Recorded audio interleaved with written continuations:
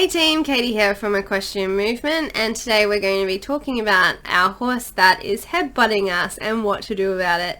So the horse that headbutts is a bit of an interesting one because the headbutting is kind of like an entry-level friendly thing for them, like connection, trying to engage with us.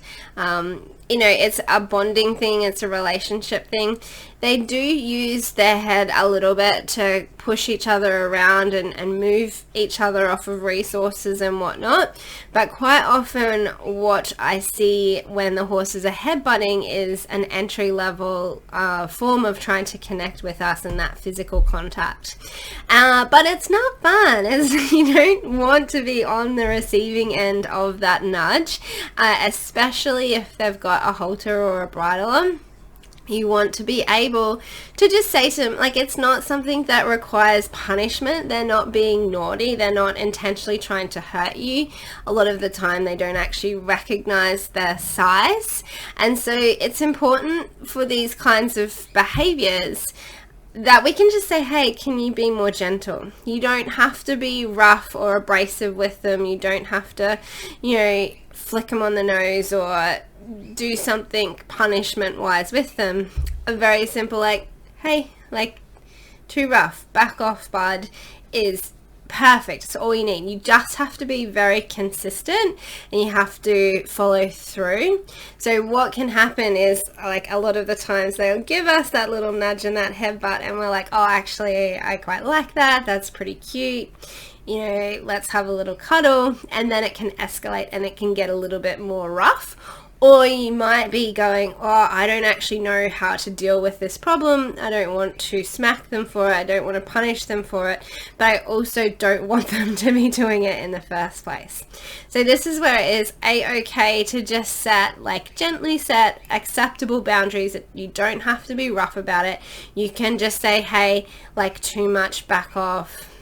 Be a little bit more gentle. Be a little bit softer. When you give me that boop, maybe they can use that boop as a way of just saying, hey, I want to connect with you. And then you move into something that you're more comfortable with giving that they also like receiving. So maybe an ear stroke, or you can rub your thumb along the top of their crest, or something where they're still experiencing that connection and time together without it having to be them headbutting you. And so what we're really looking for here is, like, what is your horse trying to get from you when they do that headbutt? Quite often what they're trying to get from you is your attention. And that's not a bad thing, because that's what we're trying to do. We're trying to have horses that like us, that enjoy our company and want to do things from us. So a horse that is asking us for attention is brilliant. It means that, our relationship and our connection work is working. So we're going to use that. If we look at our operant conditioning quadrants, is that we can use it to shape out how we actually want them to communicate that to us. So the thing that they want is our attention. The thing that we don't want is their roughness. So we're gonna just, back off, be less in their space, give them less of what they want, which is our attention. Just back off and say, no, that's too rough. And then when they kind of calm down a little bit and they're a little bit more gentler, then we can go back into their space and we can give them the thing that they do want, which is the attention. You are going to have to think about an intentional and strategic way of how you're actually going to ask or teach your horse how to ask you for this, because that in itself could set up its own pathway where they're going to headbutt you to get that attention, to get those pats.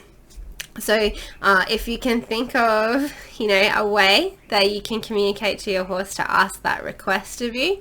So for us, we give our horses our hand to boop, and they give it the boop with their nose, and that's us asking for permission and consent to approach them and to be in their space. And so then we're allowed to touch them, and so it significantly de-escalates any reason for our horse to bite or kick us. But it also means that when we have, our young beginners that don't know how to be around horses, they understand from the beginning to ask for permission to approach the horse, not just get up in their space and, run the risk of the only option the horse has to tell them to back out of their space is to bite or kick them. So we've got our fist bump for consent and for choice. And so then we also use that as a tool, a language tool for our horses to communicate to us that they would like some attention, they might want some love and cuddles. And so then we hold our hand out and we do let them licking the hand, and we do our connection work through licking, or we might do it through stroking their ears, running our hand along their crest, just like finding that nice little sweet spot for them where you have that nice moment of softening into each other. And you know, like if you're with somebody that you don't want them to touch you and they're coming in closer and your body braces, you're like, whoa, just like out of my space a little bit and please don't touch me. We don't want our horses like that with us, because then they're just tense, and you know, we're definitely in their space when we're on their back. So we really want to have that relationship and that rapport by the time we get onto their back, that they actually want us there in their space and on their back.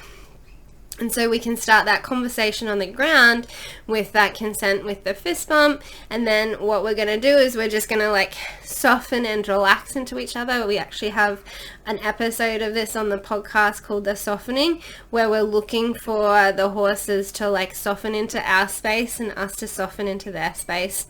So that headbutt is like kind of just a more abrasive version of softening into each other's space, where they're kind of demanding it of us. But if it's at that point where they've had to demand the attention, then maybe we need to up our attention giving, especially, you know, if we have high expectations and we're asking a lot of them.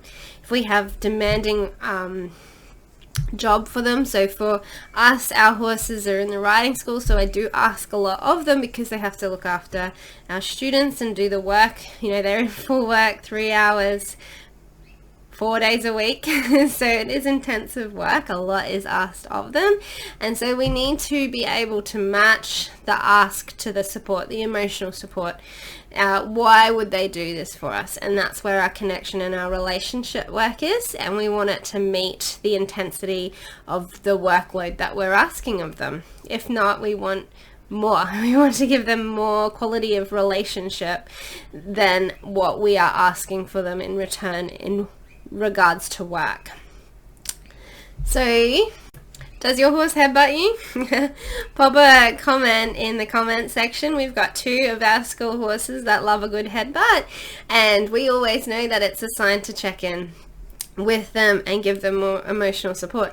The thing is that they're confident to vocalize it, whereas we've got a couple of other horses that aren't so confident to vocalize it. But we can guarantee that if these horses are vocalizing that their emotional needs are met, if we offer the same emotional support to those other horses, they're a lot happier and more engaged and willing in the work as well.